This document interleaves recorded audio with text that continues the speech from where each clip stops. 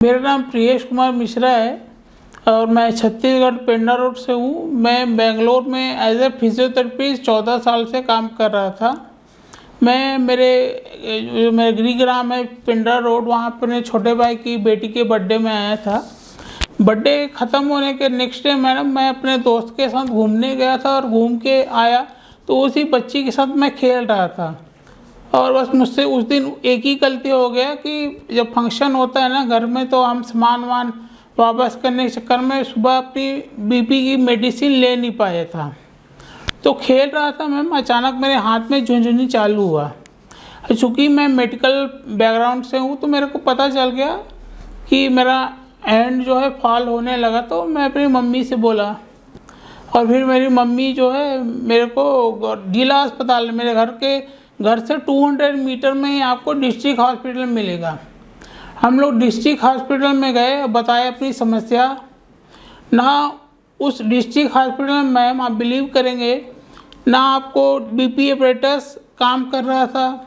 4-5 BP की machine लेके आए, सारी मशीन ख़राब, आपका ऑक्सीमीटर ख़राब। फिर हमारे पड़ोस में एक बच्ची है, वो नर्स है, तो उसके पास मेरा छोटा भाई जाके ऑक्सीमीटर लाकर ऑक्सीजन और मेरा सैचुरेशन चेक किया।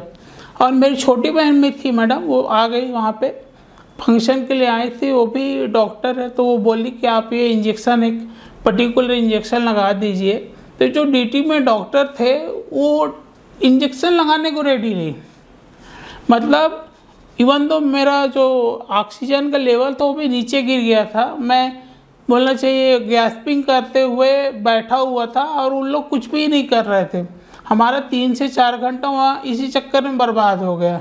फिर मेरी छोटी बहन एक इंजेक्शन अपने डिस्क में मंगा के लगा के बड़ी मुश्किल से 8-9 घंटे के में मेरे को रायपुर में एक रामकृष्ण हॉस्पिटल है वहाँ ले गई। वहाँ तक मेरे को थोड़ा बहुत होश था। उसके मैं जो है कोमा में चला गया था 15-16 दिन के लिए।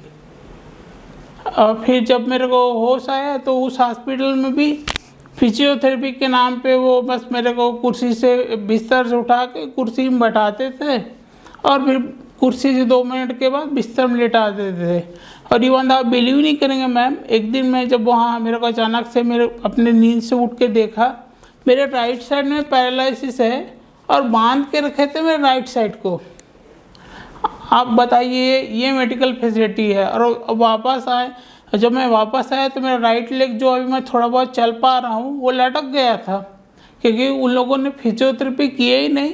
तो ये पैर अपने मतलब ज़मीन में आ ही नहीं था, लटका हुआ था। तो थोड़ा बहुत मेरा भाई का, मेरी मम्मी है, मेरा भाई, मेरे पापा है, उन लोग के सपोर्ट की वजह से थोड़ा बहुत, और एक मैडम आती है, थोड़ा बहुत जो हमारे टाउन में आप घूमने के लिए अच्छा है। मेडिकल अगर किसी को इमरजेंसी आ गया तो जानलेवा ही है वो, आप समझ लीजिए टाइम बम के साथ ही खेल रहे हैं। डॉक्टर प्रियेश, आप तो खुद मेडिको है तो आप इस चीज़ को बहुत गंभीरता से समझ के पॉइंट्स को कर पाए हाईलाइट। पर जो व्यक्ति आपको गांव से सुन रहा है जिसको ऐसी प्रॉब्लम है, या क्या गलतियाँ आपके साथ हुई जो टाली जा सकती थी, उसके बारे में थोड़ा सा बताएं। तो मेरे केस में क्या हुआ कि जिस हॉस्पिटल में एडमिट था उस हॉस्पिटल में जो प्राइमरी मोड ऑफ ट्रीटमेंट होता है स्ट्रोक का, वो अच्छे से हुआ नहीं। जैसे एटलीस्ट जब अगर पेशेंट कोमा में भी है, मान लीजिए वो पेशेंट होश में भी नहीं है, तो एटलीस्ट उसको पेसिव मूवमेंट होना चाहिए, पोजिशनिंग होनी चाहिए। और पेशेंट उसके जब होश में आ जाता है तो भी पेशेंट को पेसिव मूवमेंट, पोजिशनिंग होना चाहिए। पेशेंट को बैठाना चाहिए, उसको बोलना चाहिए बैठिए, बैलेंसिंग करिए, ताकि धीरे धीरे पेशेंट को सेल्फ कॉन्फिडेंस आता है। आप 4 लोग को बुलाते हैं, उसको चादर से पकड़ के कुर्सी में बैठा दिए, फिर 4 लोग को बुला रहे हैं, कुर्सी से उठा के आप बेड में लिटा रहे हैं। ये तो सिस्टम था। तो कभी भी किसी को ऐसा समस्या हो तो कुछ नहीं, हाथ पैर को आपको हिलाना है अच्छे से और आपके पेशेंट के बाजू में आप खुद बैठ जाइए और उसको बैठाना है। और उसको बोलना नहीं भाई तुमको ये हो गया बोलना, कोई दिक्कत नहीं है, आप बैठो, जितना टाइम आप बैठ सकते हो बैठो। जितना बैलेंसिंग करोगे उतनी जल्दी आपको रिकवरी होगी। आपको मतलब दुखी होना नहीं है। अच्छा, आप थोड़ा सा ये बताएं प्रियेश जी कि जो श्री नमो वेलनेस आप यहाँ आए हैं इंदौर में, जी, दूर से आए हैं, जी। इसकी जानकारी कैसे लगी और जब यहाँ आए तब आपका एक्सपीरियंस कैसा रहा? एक्चुअली ये बहुत ही मतलब ये भी बहुत फनी इंसिडेंट है। मेरा एक फ्रेंड है देवेंद्र नाम का, उसके पापा को पैरालिसिस है और उसके पापा के पैरालिसिस पे वो बोल नहीं पाता। तो एक दिन इंस्टाग्राम में जो एक दूसरे डॉक्टर को हम लोग सर्च कर रहे थे कि स्पीच थेरेपिस्ट अच्छा कौन है, तो मैडम का फीड हमको दिखा। मैं ढूंढ रहा था इंस्टाग्राम में डॉक्टर को, जयपुर के हैं वो सर।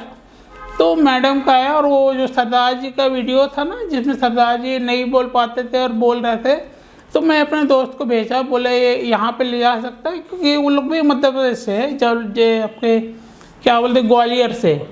तो मैं बोला तेरे को ईजी होगा, एक बार देख के आ जाए। लेकिन बाद में मैडम के इंस्टाग्राम के फीड में जाके और वीडियो देखा तो मेरे को लगा अरे उसके पापा से तो अच्छा क्या, तो ठीक है मेरा भी फ़ायदा हो सकता है, क्योंकि मेरा तो रिकवरी मेरे को दिख ही नहीं रहा था, बहुत स्लो रिकवरी, मतलब ना के बराबर हो रहा था। मैं कितना भी कुछ भी एफर्ट कर रहा था, इवन तो आप बिलीव नहीं करेंगे सर, मैं आयुर्वेदिक दवाई, मेरे दोस्त है नेपाल से, होम्योपैथी दवाई, हम लोग तो जंगल एरिया से आते हैं, अमरकंटक के एरिया से, तो वहाँ पर देसी जड़ी बूटी दे रहे हैं, मैं सब खा के देख लिया, किसी भी मेरे को रिकवरी हो न था, हो भी रहा होगा तो ना के बराबर स्लो। तो मेरे दोस्त के पापा के लिए मैं ढूंढा था, लेकिन मेरे लिए भी फ़ायदा हो गया, तो मैं अपने पापा को बोल के सीधा यहाँ आ गया। कैसा क्या अनुभव रहा यहाँ? अनुभव अच्छा रहा। मैं एक्चुअली जो मैं अपना बेसिक भूल गया था, मेरे को क्या करना था उसको वो मेरे को पता चल गया। अब मेरे को कॉन्फिडेंस है कि मैं 2-2.5 महीने में एटलीस्ट 80, 85, 90% तक मैं रिकवर कर सकता हूँ।